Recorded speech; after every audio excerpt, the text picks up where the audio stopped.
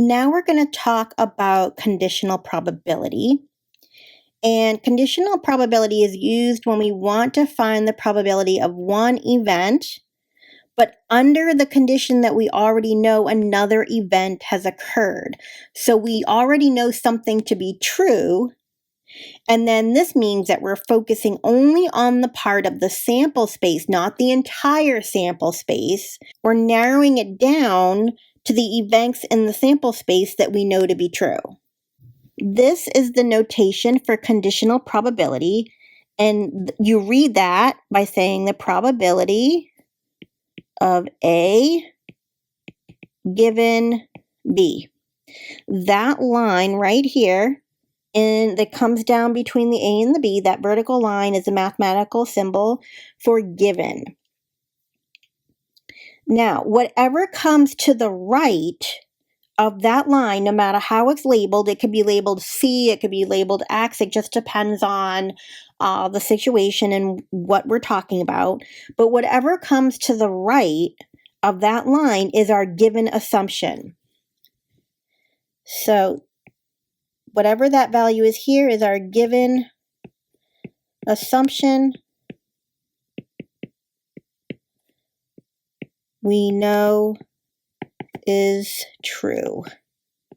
Now, typically in a lot of these probability questions that have to do with conditional probability, a lot of the times it's intuitive and you'll know how to set up the problem without worrying about the formula. But if you do need the formula, the numerator of the formula, that reads the probability of A and B. That upside down U is the mathematical symbol for and. So we would read that as the probability of A and B. And then we divide by the probability of B, which is the probability of our assumption that we know is true. So instead of taking it out of the total sample space, we're narrowing it down to that given event. All right, now let's look at example 7 and start to apply this. We have a survey of 900 users. 540 follow beauty influencers. Given that a person follows a beauty influencer, what is the probability that a person purchased recommended products? And it says here that there are 270 who buy recommended products and follow beauty influencers. So let's make some labels here. I'm going to call BI the event that the person follows a beauty influencer.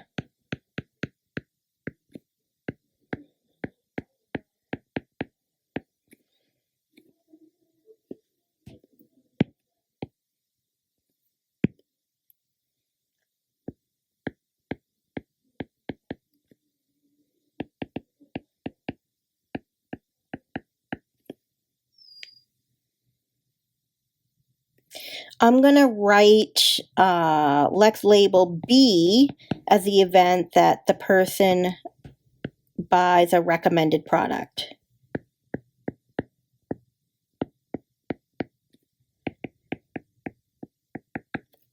So if we want to write the notation for, let me highlight it, the statement here, given that a person follows a beauty influencer, we need to find the probability that a person purchased recommended products.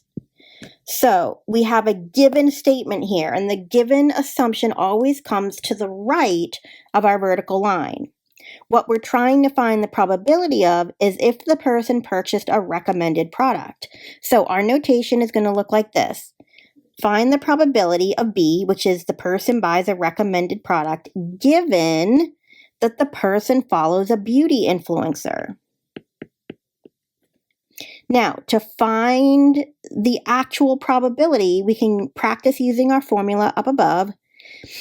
We have, in the formula, we're using the labels A and B, but in this question, we're going to be using B and BI. So I'm going to write this as the probability of event B and event BI divided by the probability of whatever the given event is. Now, our given event is that we're assuming the person follows a beauty influencer. So I'm going to divide by the probability of the person following a beauty influencer. Now, the probability that a person buys a product and follows a beauty influencer, that was 270 over 900, right? Because it says there are 270 who do both. They buy recommended products and they follow the beauty influencers. So to find the probability of both, we take 270 out of the total, which is 900. Now, when I find the probability for the denominator, what's the probability that someone follows a beauty influencer? So the number of people that follow beauty influencers in this example is 540 out of a total of 900. So we have 540 out of 900.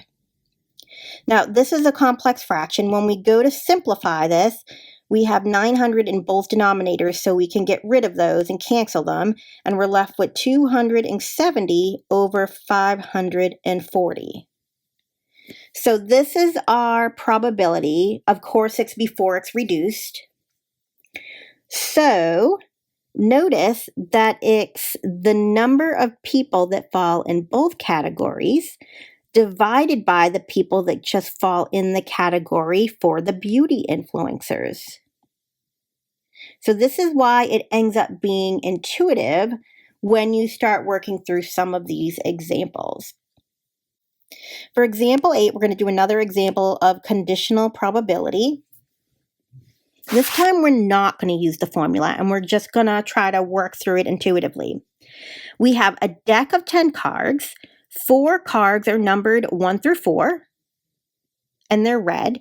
And then we have 6 black cards numbered 1 through 6. Suppose we know that a card drawn is black. So this is our given assumption. We know this to be true. Now, knowing that the card drawn is black, what is the probability that we draw an even number? So we have 4 cards numbered 1 through 4 that are red.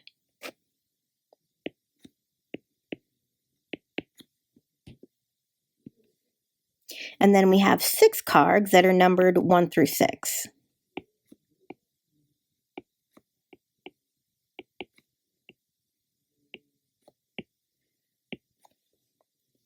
Now, again, remember what we're asking.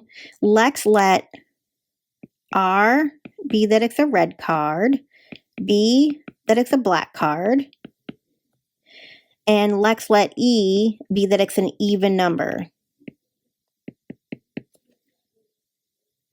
So these are our labels for the events. What we're trying to find is the probability of getting an even number given that we know that the card is black. So this is the probability that we're looking for.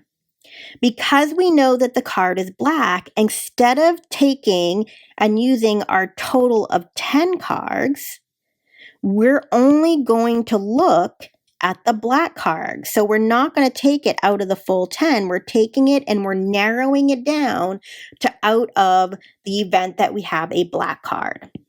So our denominator is going to be 6 because we have 6 black cards. Now, out of the black cards, what's the probability that we pick an even number? There are 3 cards that have even numbers. We have the 2 that is a black card, we have the 4 that black card, and then we have the 6 that's a black card. So that would give me 3 out of 6 for the probability of picking an even card out of the black cards. So that would be a probability of 1/2 or 50%.